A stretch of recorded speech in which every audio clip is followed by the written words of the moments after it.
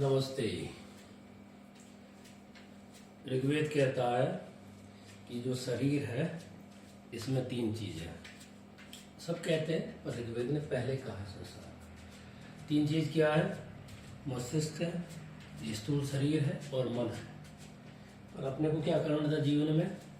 एक प्रदीप्त मस्तिष्क बनाना है जिसमें बहुत सारी लाइटें जले, और एक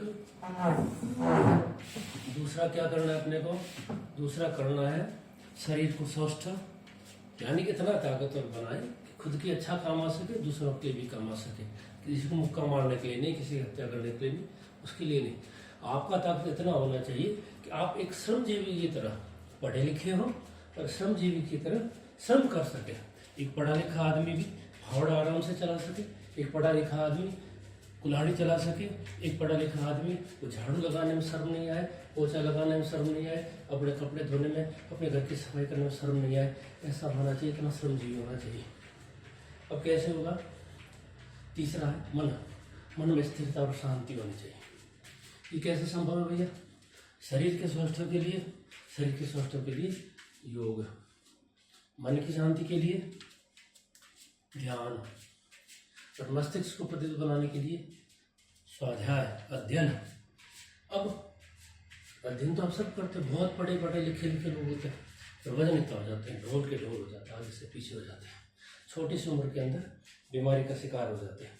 जो जीवन यात्रा है, जीवन यात्रा का दिशा बाईपास निकल जाता है। एक हार्ट में भी बाईपास निकल जाता है, लोगों की किडनी में भी बाईपास निकल जाता है, लीवर खराब हो जाते हैं, यहाँ पे भी ट्रांसप्लांट की जरूरत हो जाती है। यानी को रिपेयर कराने में उधेड़ बुन में अपनी जीवन यात्रा को पूरी कर देता है, समय से पहले मर जाता है।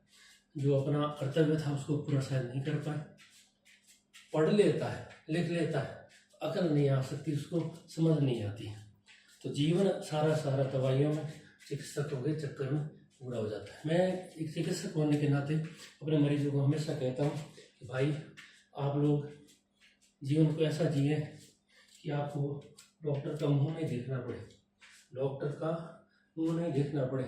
मेरे पैरों की तरफ देख रहा, मेरे पैरों की तरफ नजर कर, आप इस तरह से चलें। रोज सुबह आपका प्रेशर, जैसे हमने अंदर की सतह रखा, हम एड़ी पे चले और हम पंजे पे चले। ये अपना चलने का अच्छा तरीका। ये पैर के दर्दों के लिए, एड़ी के दर्द के लिए, पंजे के दर्द के लिए सबसे बढ़िया। कोई गोली नहीं खानी, कोई हड्डियों में दर्द नहीं आना, कोई अकड़न झगड़न नहीं रहनी। अब आ जाओ ऊपर से कुछ ये हाथों को पापा ने घुमाया, अच्छा घुमाया, कलाई को घुमाया, आगे पीछे घुमाया, कोहनी से घुमाओ। शरीर को थोथला मत बनाओ, शरीर पे चर्बी मत बनाओ। ऋग्वेद 1 नहीं 1000 जगह अपने में लिखता है शरीर पे चर्बी मत चढ़ने दो भैया, शरीर को तंदुरुस्त बनाओ, अच्छा बनाओ। ये ऋग्वेद कहता है, दूसरा कोई वेद नहीं कहता, ऋग्वेद कहता है। शरीर को स्वस्थ बनाने के लिए आज से हजारों साल पहले मानव ने, इस विज्ञान के आविष्कार से पहले, विज्ञान का पितामह हमारे वेदों के अंदर जो ज्ञान निहित है वो आधुनिक विज्ञान का पितामह है। उस पितामह ने संसार को किस तरह से चलाना होगा ये सिखा दिया। वेदों में कहीं पे भी कोई धर्म का नाम नहीं है, सिर्फ और सिर्फ जीवन को अच्छे से व्यापन करने का तरीका बताया गया। अब अपन आओ कसरत के नाम पे आप सूक्ष्म व्यायाम करने, शरीर को लचीला बनाना, शरीर को अच्छा लचीला बनाना, इतना अच्छा लचीला बनाना कि छोटे मोटे स्प्रेन तो कभी आपको आए ही नहीं, छोटे बड़े स्प्रेन कभी आए ही नहीं आपको। आपका बैलेंस कभी लॉस ना हो, आपका बैलेंस जो है कभी लॉस में ना जाए। तो ये आपको करना है, हमेशा करना है, सुबह शाम करना है, दिन रात करना है, दिन की शुरुआत में करना है, रात को सोने से पहले कुछ ध्यान अवश्य करना है। आपका शरीर स्वस्थ, आपका मन शांत और आपका मस्तिष्क प्रदीप्त विद्वान हो, बस यही आपके लिए आवश्यकता होती है। तो नित्य प्रति योग का सहारा लें। योग में हठ योग अपन जब करते हैं, एक सूर्य नमस्कार के 2 4 5 राउंड हमेशा निकालने की कोशिश करें। सूर्याय नमः, भानुवे नमः, रवि नमः, खग्गाय नमः, आपको सूर्य का जितना उच्चारण हो सके मंत्र जो दिया है उसके अनुसार ही कर लें। नहीं कर सकते चलो आप कहीं व्यायाम करें। अश्व संचालन में वाकई लगना चाहिए कि कोई घोड़ा संचालित हो रहा है। ये आसन का हिस्सा हुआ। अब इतना करो कि अच्छे से हम जब इतना करो कि सर्दी में भी पसीना निकल जाए। ये आपको सदैव नित्य प्रति करना है, करना चाहिए। करने से ही होता है। बाबा रामदेव कहते हैं करने से ही होता है। आप अनर्गल खाते हो, कुछ भी खा लेते हो, सारे नशे कर लेते हो, दुनिया भर की चाय पी लेते हो, जर्दा खा लेते हो और दारू भी पी लेते हो। मन की शांति के नाम पे भी रहते हुए आप जुए भी खेल लेते हो, आप सट्टा भी कर लेते हो। आपका जो इनकम है वो इनकम ऐसा होना चाहिए। ऋग्वेद कहता है कि आपका घर में वो अन्न होना चाहिए जिसको खाने के बाद आपकी बेटियां जब पराए घर जाए तो आपका नाम रोशन करे। आपके घर में ऐसा अन्न होना चाहिए कि जो बहुएं आपके घर में आई है वो बहुएं यहाँ करके प्रसन्न रहे। ये होना चाहिए आपके अन्न का स्रोत। तो अन्न का स्रोत जुए से नहीं भाई, सट्टे से नहीं भाई, गैम्बलिंग से नहीं भाई, क्रिकेट से नहीं भाई, अपनी मेहनत से। और मेहनत में भी छल पूर्वक नहीं कमाया गया हो, बलपूर्वक नहीं कमाया गया हो, किसी को दुखी करके नहीं कमाया गया हो। ऐसा धन ही आपको समृद्धि देगा, आपके मन को शांति देगा, आपके दिमाग को प्रतीत करेगा, आपके शरीर का स्वस्थ बनाए रखेगा।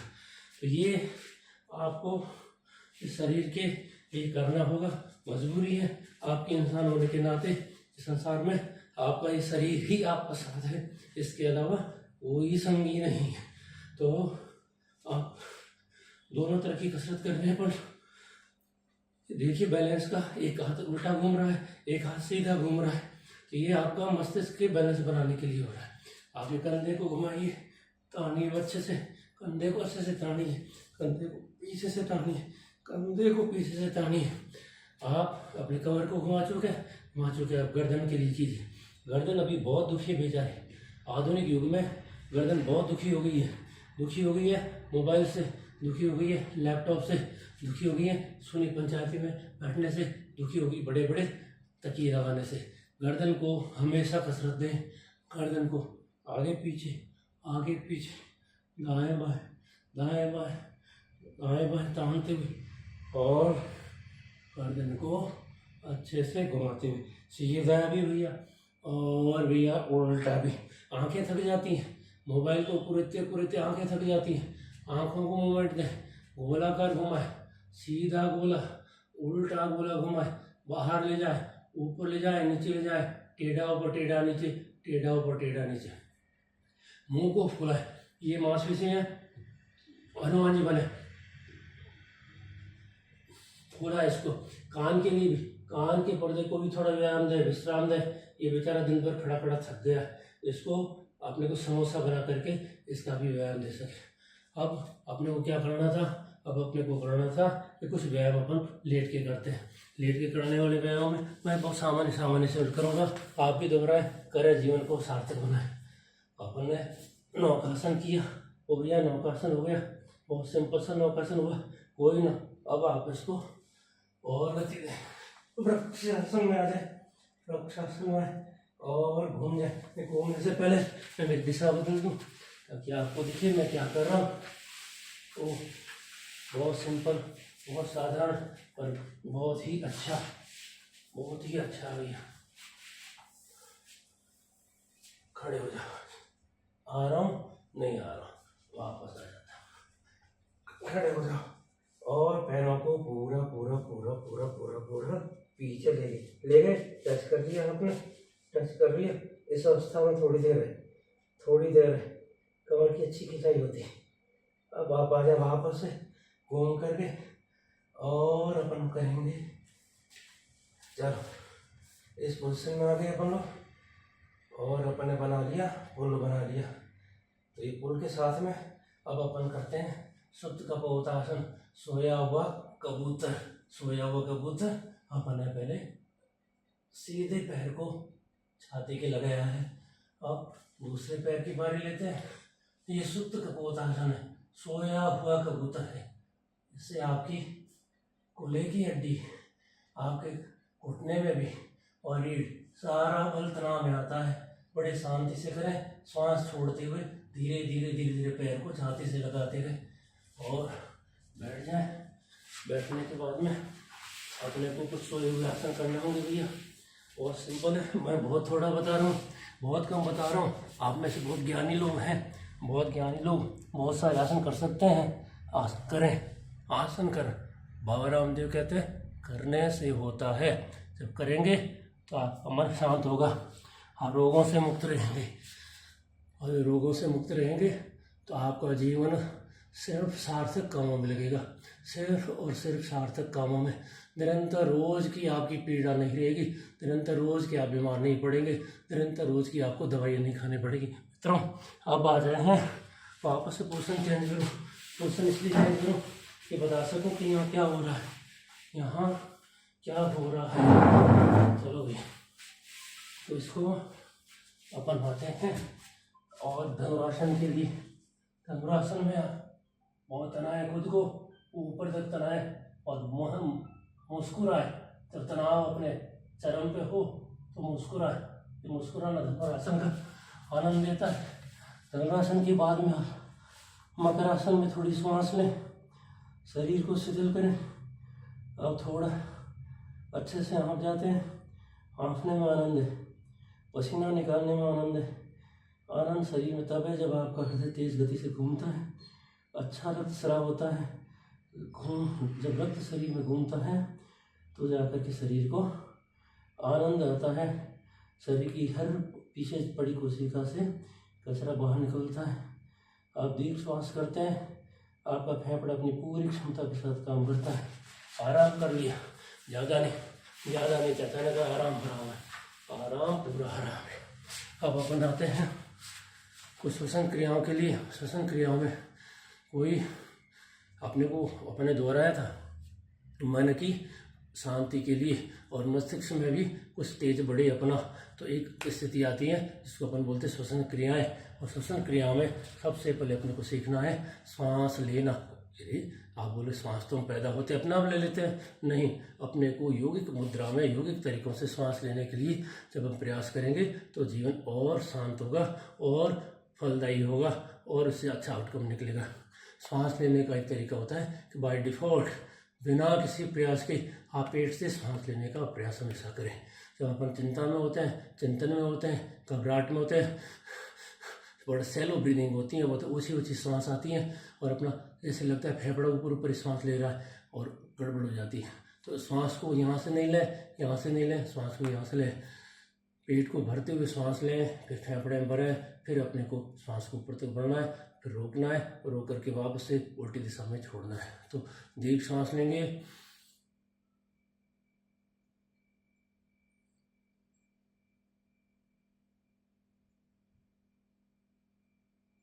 सामान्यतः अपन जितना श्वास लेते हैं उससे एक तिहाई हिस्से में श्वास छोड़ देते हैं, पर जब हम दीर्घ श्वास की प्रक्रिया करेंगे तो अपन जितने में श्वास लेते हैं उससे ज़्यादा लंबा समय निकालते हुए श्वास को छोड़ेंगे। तो यहाँ पे श्वास को होल्ड करने की कैपेसिटी बढ़ती है।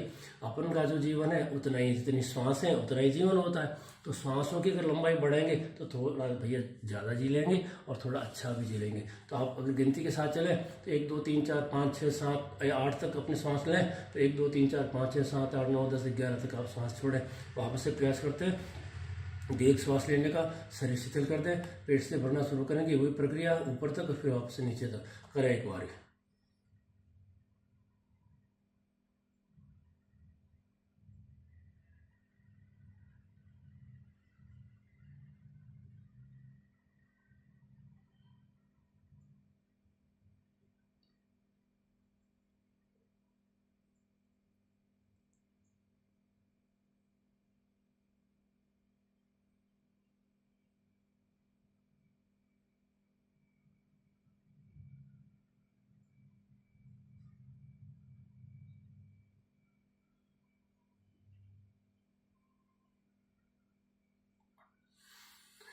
इस तरह से दीर्घ श्वास लें, दिन में हमेशा कोशिश करते रहें अपना ध्यान अगर अपने पेट की तरफ करें कि हाँ जब भी अपन बात कर रहे हैं, चल रहे हैं, फिर रहे हैं, काम कर रहे हैं, अपने कर्म में लगे हुए हैं, तब ध्यान दें कि हम लोगों का ध्यान कहाँ जा रहा है, अपन सांस कहाँ से ले रहे हैं। अगर सांस ऊपर से आ रहा है तो वापस अपना ध्यान पेट की तरफ ले जाए और सांस लेने की एक आदत बना लें कि अपना शरीर पेट से ही सांस ले, सदा पेट से ही सांस ले। सांस तो फेफड़े लेता है, पर पेट को फूलते हुए दिखना चाहिए कि हाँ भाई सांस लेते वक्त फेफड़े छाती फूलने से ज़्यादा अपना पेट फूल रहा है। तो उससे क्या होगा, अपना जो डेड स्पेसेस जितने भी है फेफड़े के, उनमें भी श्वास का प्रवाह होता है, हवा का प्रवाह होता है, और फेफड़े अपने पूरी गति के साथ, पूरी ताकत के साथ पूर्ण काम करते हैं। तो ये होता है श्वास की प्रक्रिया। फिर श्वास की प्रक्रिया में अपन जब चलते हैं आगे तो सबसे बड़ी चीज़ आती है कपाल भाती, भी इसकी एक प्रक्रिया है। कपाल भाती के लिए ऋग्वेद कहता है ऊर्ध्वरेतसः, जो अपना ऊर्जा पड़ी है गुदा केंद्र के आसपास में, उस ऊर्जा को ऊपर धक्का मारो। घर के अंदर कोई अच्छी चीज़ कहीं बेकार जगह पड़ी होती है तो क्या करते हैं अपन, उसको निकाल के अच्छी जगह रखते हैं। तो ऐसा ही शरीर के विभिन्न कोनों में, हर विभिन्न क्षेत्रों में जो ऊर्जा पड़ी है, जहाँ जहाँ मस्तिष्क की ऊर्जा उपयोग आ रही है, हृदय की आ रही है, पेट की आ रही है, पर गुदा के क्षेत्र में पड़ी ऊर्जा काम नहीं आती। उस ऊर्जा को आप अपलिफ्ट करो, ऊपर पंप करो। जैसे मड पंप से अपन पंप करते हैं कचरे को ऊपर, तो यहाँ कचरा नहीं है, ये शरीर के अंदर पड़ी हुई ऊर्जा है। उस ऊर्जा को अपन ऊपर की तरफ करेंगे। तो कपाल भाती में क्या करना होता है, बहुत सिंपल नहीं होता। सिंपल को बना दिया गया कपाल भाती को। कपाल भाती को थोड़ा सा अपन थोड़ा सा ट्रिकी वे से करेंगे। करने का एक तरीका है कि जितना भी स्ट्रोक लगाएंगे, जितना भी प्रेशर देंगे, वो नाभि के नीचे की मांसपेशियों में लगेगा, और जो प्रेशर क्रिएट हो रहा है, जो प्रेशर बन रहा है, वो प्रेशर यहाँ करके रुकता है। श्वास तो बाहर नली से आएगी, आपको महसूस भी होगा कि श्वास का जो प्रवाह है कम से कम आपके यहाँ तक लगी हुई हाथ के ऊपर महसूस हो रहा है। पर जो मैक्सिमम करंट है, अधिकतम जो स्ट्राइक कर रहा है या टकरा रहा है, वो अपना कंठ पे होना चाहिए। तो आपने सीधे बैठ गए, बिल्कुल ढीले शरीर को छोड़ करके, आपकी कमर तनी हुई, सारा ध्यान आज्ञा चक्र पे बीच में जा रहा है, भ्रुकुटी में जा रहा है, जहाँ पे अपन टीका लगाते हैं हिंदू लोग, यहाँ पे अपना सारा ध्यान, ये सारा ध्यान इस आज्ञा चक्र पे, आज्ञा चक्र के ऊपर अपना जब ध्यान रखेंगे तो थोड़ा सा मन विचलित कम होगा। अब अपन क्या करेंगे, गुदा को अंदर खींच के रखेंगे और अपन स्ट्रोक लगाएंगे नाभि के नीचे से। में अधिकतम जो अपने को धक्का मारना है मांसपेशियों को, नाभि के नीचे वाली मांसपेशियों को मारना है। और फिर इस तरह से अपन कल्पना करेंगे कि एक अपनी ऊर्जा है जो रीढ़ की हड्डी के सहारे घूम करके अपने मस्तिष्क तक जा रही है। तो शुरुआत करते हैं, पहले 2-3 दीर्घ सांस लेंगे, उसके बाद इस प्रक्रिया को करेंगे।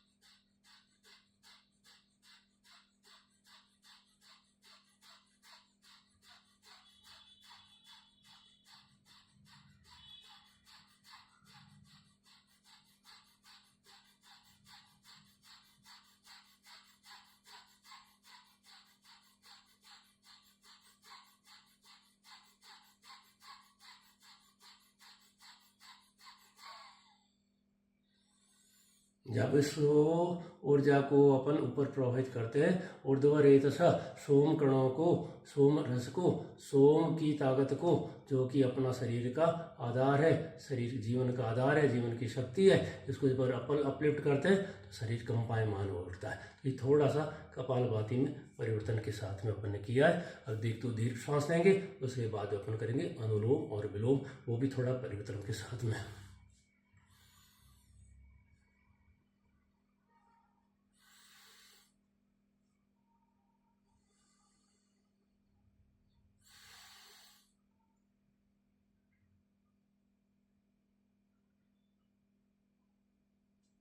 अनुलोम विलोम में वही हाथ को चिन्ह मुद्रा में रखा, पालथी को लगा लिया, जिस भी स्थिति में आपको आनंद मिले, जिस स्थिति में आपको सहजता मिले, उस स्थिति में बैठ गए, कमर को सीधा रखा।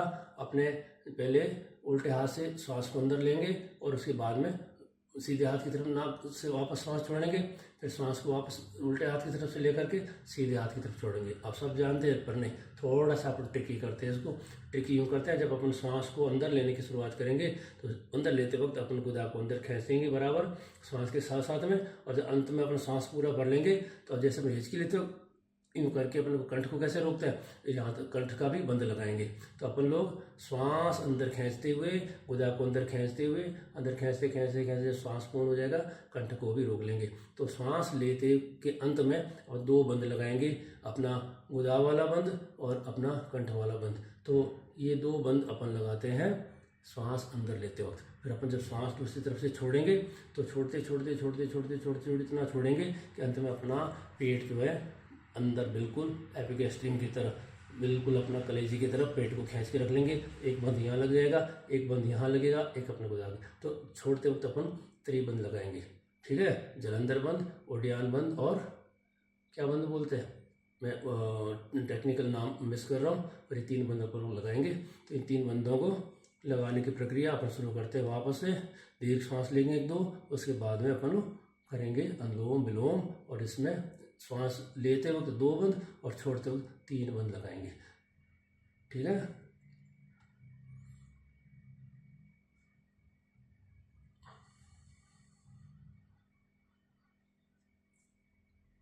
नाक को हल्का सा बंद करें, दबाए नहीं ज़्यादा, सूं तेज गति से नहीं करना है, बहुत शांत चित्त भाव से करना है इसको।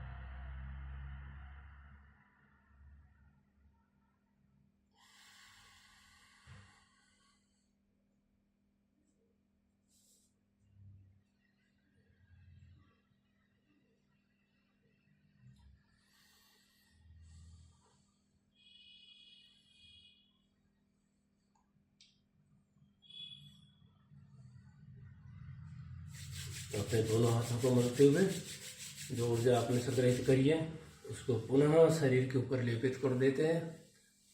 अपने हाथों को सुबह की प्रार्थना की मुद्रा में ले आते हैं और धीरे धीरे आंखों को खोलते हुए, जैसे अपन सवेरे का मंत्र बोलते हैं, कराग्रे वस्ते लक्ष्मी करमूले सरस्वती कर मध्य तु गोविंद प्रभाते कर दर्शनम। ये अपने ऊर्जा से जो ऊर्जा संग्रहित हुई है, अब देखो ऐसा हो जाता है इसके अंत में कि आपका मन एक बार नहीं करता है कि आंखों को खोलें, तो आपको आंखों को धीरे धीरे धीरे धीरे खोलते हुए अपने हाथों में ये चंद्र दर्शन करने हैं। हरिओम। और बस बहुत आपको, मैं मेरे पास में जो ज्ञान है ना, सागर में बूंद जितना भी नहीं है, और बूंद में से भी मैंने आधी बूंद नहीं, चौथाई बूंद तक ही आपके साथ में शेयर करने की कोशिश करता हूँ, क्योंकि प्रक्रिया बहुत लंबी है। बस आपको उत्साहित करने के लिए कि आप जीवन में, आप छोटी उम्र में हृदय रोगी नहीं बने, छोटी उम्र में बीपी के रोगी नहीं बने, छोटी उम्र में बिल्कुल आप हो भाई रे यार, 10 साल 11 साल का बच्चा वजन आता है 60 किलो, भगवान बचाए प्रभु, ऐसा नहीं करो। जितना भी जीवन में क्षरण है अपना, मृत्यु जो है, मृत्यु की शुरुआत अपने जन्म के साथ हो जाती है।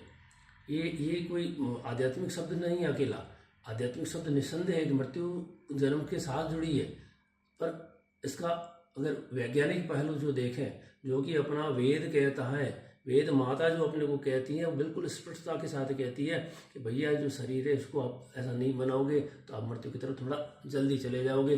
तो भैया फिर यहाँ आने का क्या उद्देश्य है, संसार में आने का उद्देश्य क्या पूरा किया आपने सारे गलत चीज़ें तो कर ली, बस जो सही करना था उसको किया ही नहीं। मरना तो सबको ही है, तो मरने से पहले ही संसार में जब आए हैं तो कुछ खुद के लिए भला कर दो। तो खुद के लिए भला के लिए क्या होता है कि खान पान भला हो और आपका जो इनकम है वो भली हो। आपका जुए से, सट्टे से, हड़पने से, लूटने से, खसोटने से, दूसरों का हक छीनने से, गलत धंधे करने से मत करने कोई असर नहीं पड़ता। आपकी बीवियों के बड़े बड़े गहने आते हैं, उससे आपके बड़े बड़े महल बनते हैं, आपकी बड़ी बड़ी कोठियाँ बन जाती हैं, आपकी बड़ी बड़ी गाड़ियाँ आ जाती है। मन की शांति कभी नहीं आती। आप खुद समझते हैं, हम खुद समझते हैं, हम देखते हैं, आप भी देखते हैं। तो इस संसार में आने का उद्देश्य जो है इसकी शांतिपूर्वक यात्रा करना होता है और इस शरीर के पूर्ण दोहन की बात आती है। ये पूर्णता के साथ खुद के काम आए, परिवार के काम आए, आस पड़ोस के काम आए, समाज के लिए काम आए, मानवता के लिए काम आए। यही तो जीवन है। पर चलो ऐसा नहीं होता है, हम सब पर तो भ्रष्ट हो चुके हैं तो उसका परिणाम हम लोग भोगेंगे, आने वाली पीढ़ी और बुरी तरह से भोगेंगी। तो चलो उसको डिटेल में नहीं जाते। अपन आते हैं जीवन की शुरुआत, ब्रह्मा शुरुआत करते हैं, विष्णु विस्तार करते हैं और शिव पुनः उसको संहारित करके अपनी शक्ति को लौटा देते हैं। संहार करते हैं, संहार नहीं करते। शिव उस शक्ति को पुनः अपने स्थान पे लेके चले जाते हैं। ओमकार मंत्र है, प्रण मंत्र है, एक क्षण भर जीवन के लिए, क्षण के जीवन के लिए, क्षण भंगुर जीवन के लिए अपने को सिखाता है। तो ये ओमकार मंत्र क्या कहता है? वा उ म, आ उ म। आ ब्रह्म है, ब्रह्म ने पैदा हुआ। कंपन जब आप बोलेंगे तो कंपन अपने पेट में होगी। वो जब बोलेंगे तो कंपन हमारी छाती में होगी, ये विष्णु है। और जब माँ बोलेंगे मुंह बंद हो जाता है। जो शक्ति यहाँ से पैदा होकर यहाँ विस्तृत हुई थी वो शक्ति वापस मृत्यु की तरफ अपने मूल स्थान को लौटने को होती है। एक क्षण के जीवन का प्रतिदिन प्रत्येक क्षण आवाज देने के लिए ये प्रण मंत्र है, ओमकार मंत्र है। ये प्रतिध्वनि आप हमेशा करें। मन की शांति, सर्वत्र शांति होगी। तो एक बार ओमकार मंत्र करते हैं अपन, दीर्घ श्वास अंदर लेंगे और फिर अपन पहले पेट से कंपन करते हुए आ, फिर ओ, फिर मा। ठीक है, करते हैं।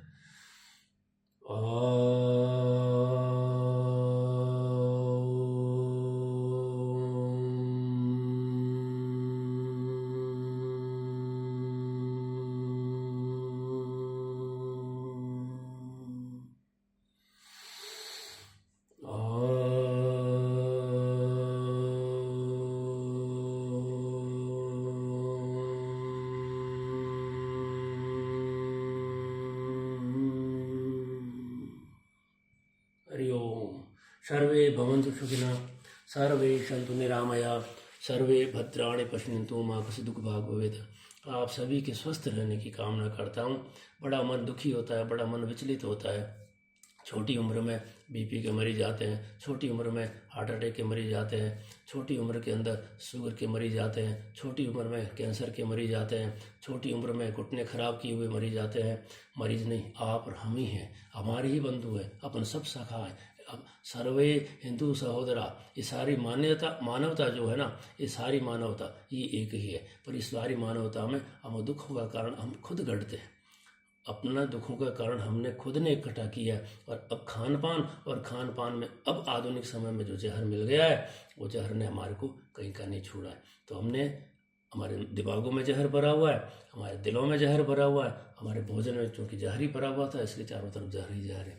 दवाइयाँ खूब पैदा करता है अपना देश, खाइए। अगर आपको शौक है तो खूब खाइए, कोई इशू नहीं है। आपके पास पैसे बहुत है, सिक्योर्ड है, सरकार फ्री में देती है। जितना कचरा खा सको खाइए। स्ट्रॉन्ग केमिकल होते हैं सारे, ये सारे स्ट्रॉन्ग केमिकल होते हैं भैया।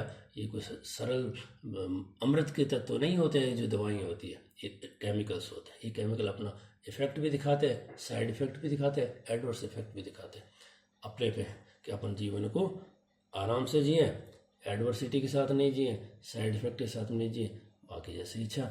एक बार हर हर महादेव कर देते हैं। हर हर हर महादेव, शिवा